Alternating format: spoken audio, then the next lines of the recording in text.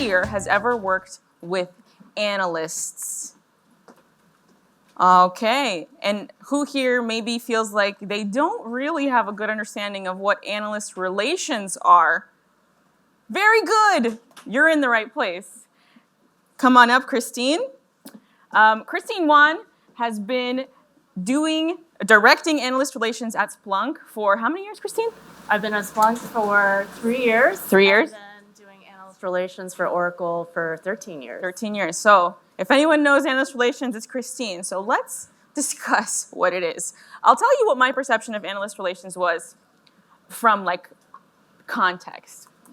When I joined Segment in early 2016, we were just 60 people, and we were 2 marketers, and over time we added more marketers. And our understanding of analyst relations was that there are some companies out in the world who really rely on analyst reports like the Gartner Magic Quadrant, like the Forrester Wave, to tell them about what the best software is. What makes it the best, what qualifies it to be good software that's trustworthy that you can bring into your organization. So we understood the world of analyst relations in context to be, these people are the ones that help us sell our product, help us sell our wares.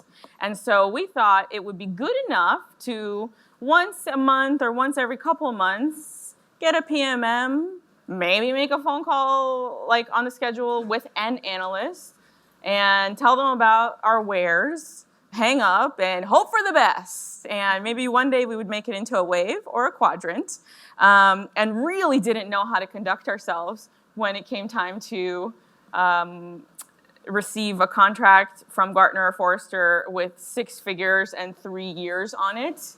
And what to do if you could just make those calls for free. What is the value of a 6-figure, 3-year contract? How do you actually work with analysts? Because I have a feeling, a sneaky suspicious feeling, that a once-a-month phone call is not how you really do analyst relations correctly. So please, how is analyst relations done at a mature company that knows what analyst relations is? Yeah, well, thank you for that. And thank you so much for having me. Congratulations on thank you. Pursuing your dream and launching this event.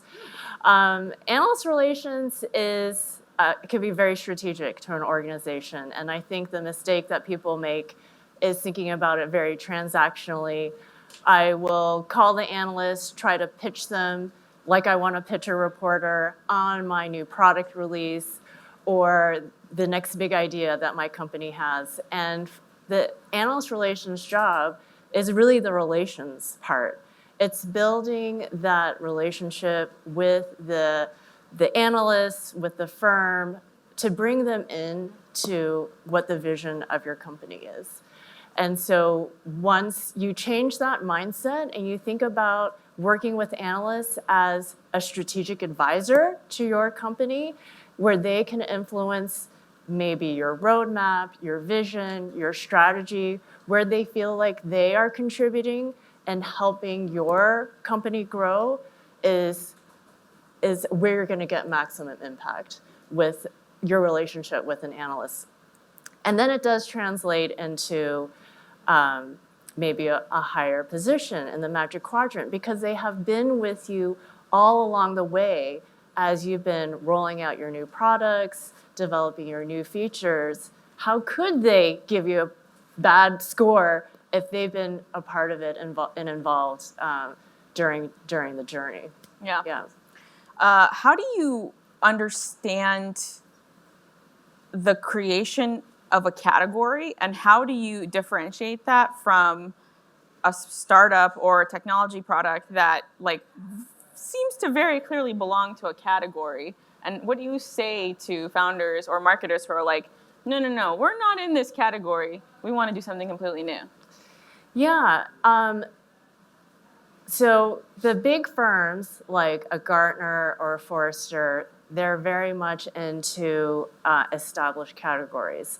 But then you'll find the ambitious analyst at a Gartner or Forrester, or maybe even a boutique firm, where they are trying to build a new category, or make a name for themselves, because the thing to remember about analysts is that they are individuals. They are at the same time trying to build their own brand and make a name for themselves in the market.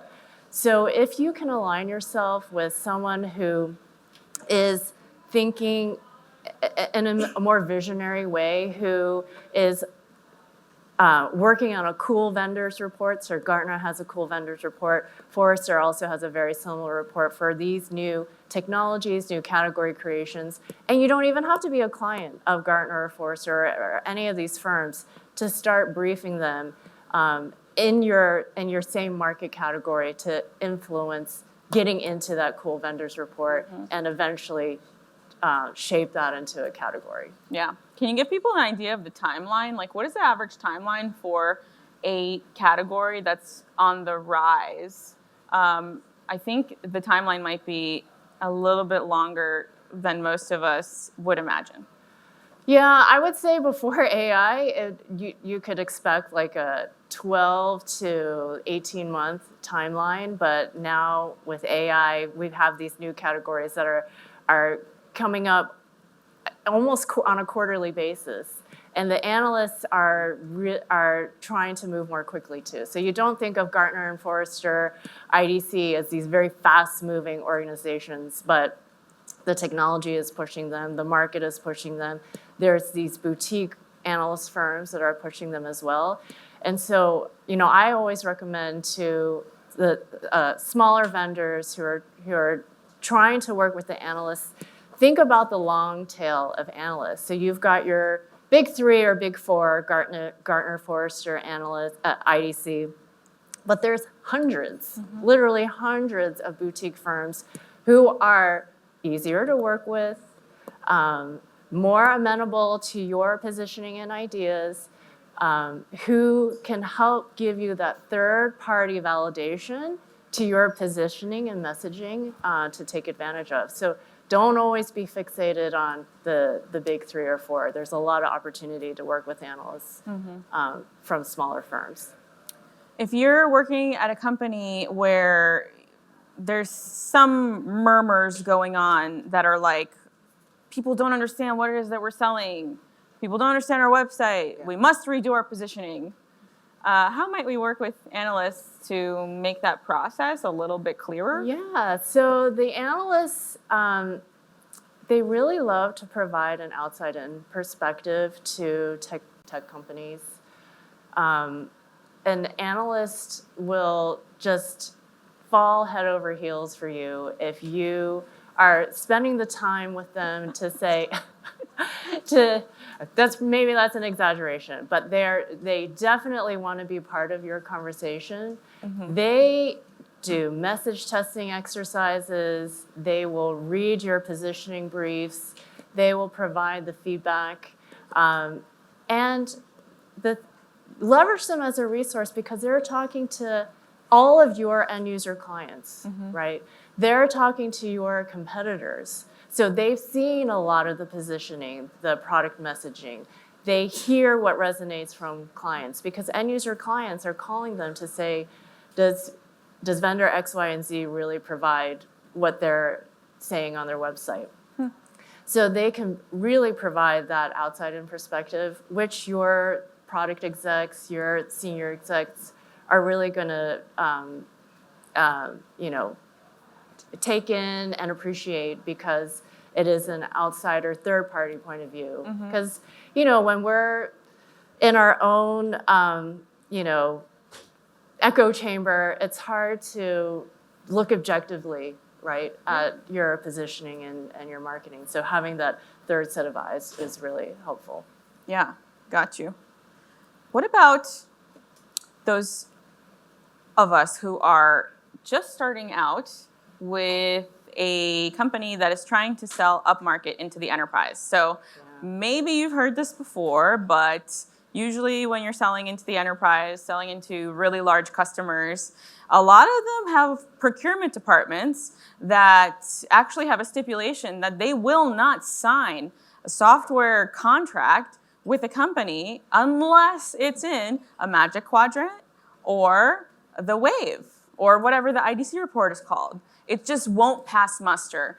Something to do with risk management, something to do with their long-term like viability of their, the budgets and planning and goals. So like, how does that have a relationship with, can you sell possibly into the enterprise without a full-time subscription to Gartner and Forrester? You're like, I need this, but I can't afford it. What else can we do? Yeah, so those vendor evaluations for your enterprise end user client is really the starting point to creating a short list of vendors to evaluate. So even before you're getting to procurement, you're in the evaluation cycle, you're in the proof of concept cycle. These decision makers and product buyers are consulting the reports. They're looking at the Magic Quadrant, and you don't even necessarily have to be a leader in the Magic Quadrant. They're looking at the full list of potential vendors, and they're using that to cultivate and shorten their go-to list. And so it's, it starts there. Then they'll start to have these conversations with the analyst. Typical inquiry might be like, this is my industry, this is my size of company, here are my business challenges, this is the type of software that I'm looking at.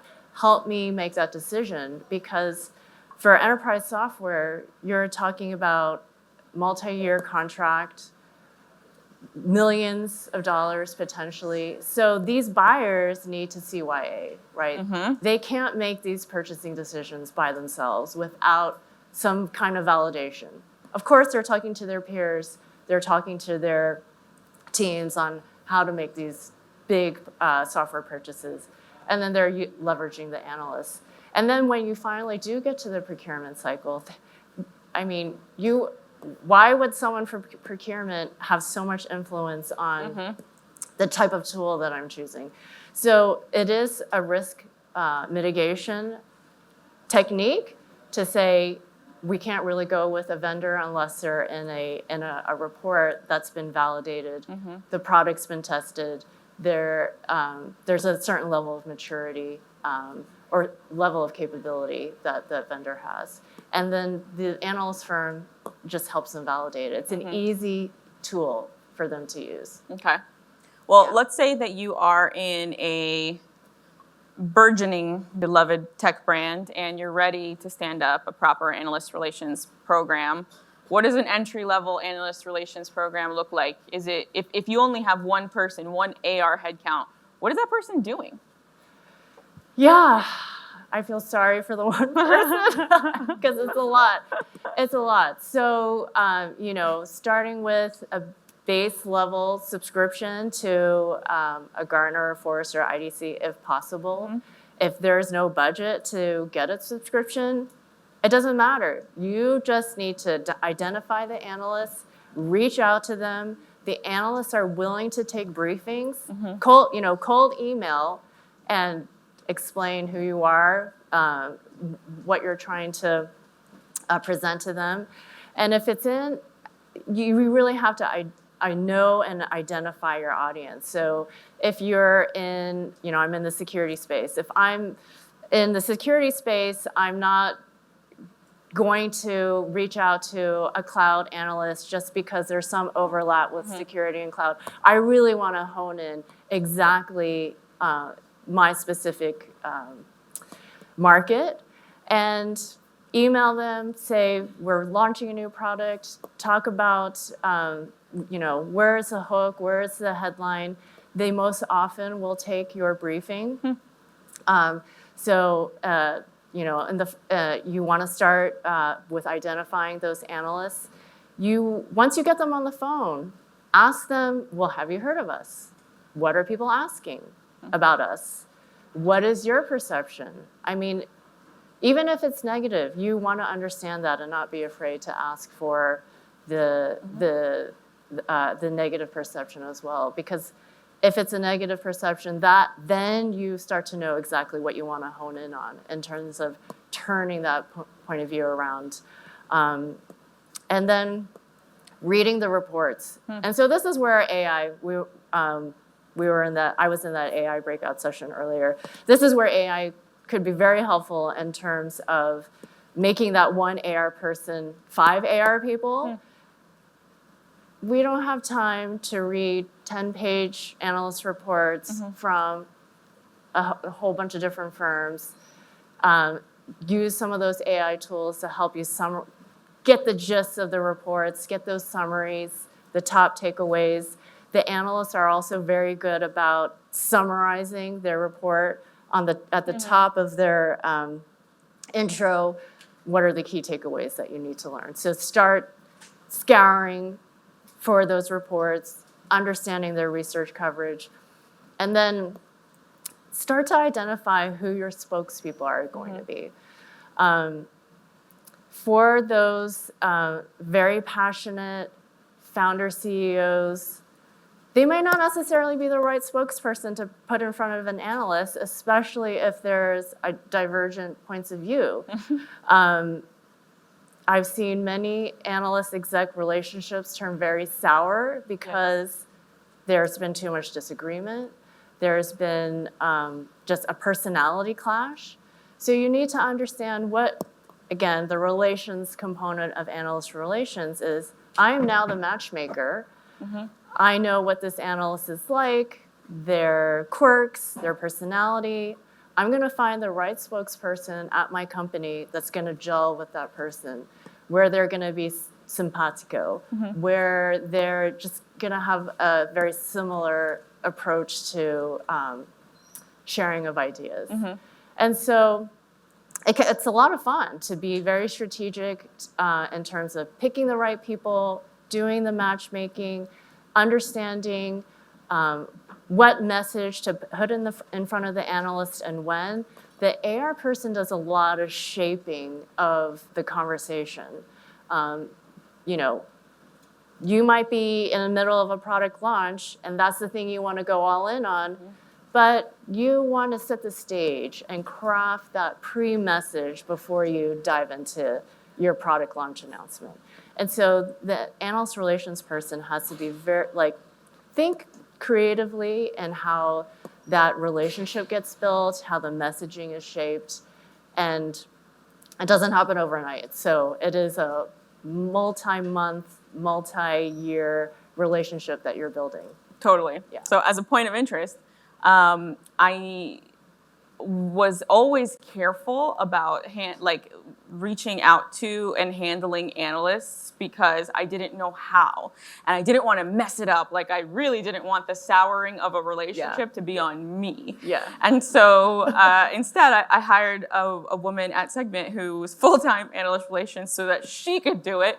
And she knew what she was doing. So point number 1, delegation, awesome. But point number 2, in planning this conference, a ticket shows up. By the way, I got an alert for every ticket on my phone. And I'm immediately like, who's this person? Where are they coming from? Because I want to know. It was a Stripe alert. It's Stripe alert, precisely.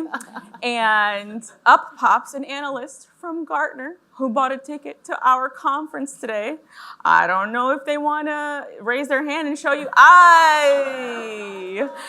And I was like, holy moly, there's a real analyst coming. And now I'm like, I don't know what to do. I don't know what to do. Yeah, thank you. So I reached out to Christine and I was like, Christine, an analyst actually signed up and he bought a ticket. What does he want at this conference? And she's like, chances are he wants to learn. And I was like, should I reach out to him? Should I say anything? Should I acknowledge that I know that he's coming? What do I do? It's like dating again. Do I tell him that I've already looked him up on LinkedIn? I know exactly where, do I say it? And Christine advised me beautifully. She said, absolutely reach out to him, see how he would whether he wants people to know that he's an analyst, if there's anything in particular he would like to learn while he's here. And look at us now. Now you know that David right up here, thank you, is an analyst with Gartner. So, if you have questions afterwards about this lifestyle that we're talking about up here, feel free to address David in the breakouts. So with that, thank you so much, Christine, for joining us. Thank you so much for having me. About Analyst Relations. Thank you.